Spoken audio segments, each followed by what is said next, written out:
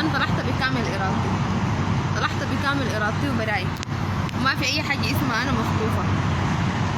طلعت جزء يتقدم بيتنا وحسيت انه هو الانسان المناسب عشان يكون شريك حياتي واكمل معاه حياتي، واهلي رفضوا. شفت في الانسان ده كل طموحاتي واحلامي وطلعت معاه وتزوجنا. عدلنا بواسطه المحكمه الشرعيه ورسلنا القسايم لاهلي، بس هم شافوا انه الزواج ده ما ماشي.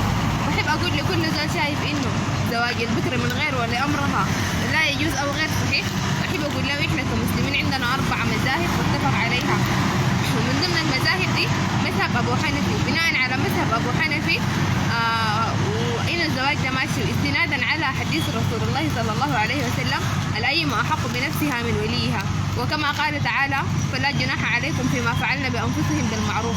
صدق تعالى سوره البقره الايه 134. وانا ما شايفه عيب او حاجه غلط انه واحده تختار الانسان اللي عاوزه تكمل معاه حياتها، ما شايفه كده، ولا شايفه نفسي اول وحده ولا اخر وحده اعمل كده. وشايفه انه ده حق من حقوق شنو؟ شايفه انه ده حق من حقوق اي واحده فينا كمرأة انها تدافع عن حقها للنهايه.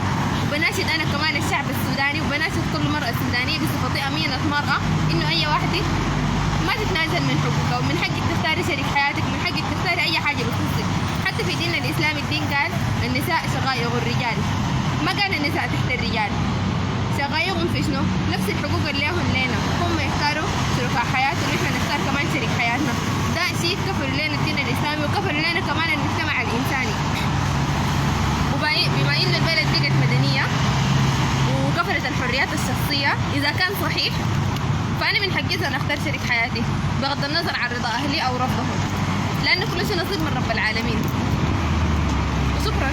وأنا ما بخطبه، بحب أعيد وأكرر.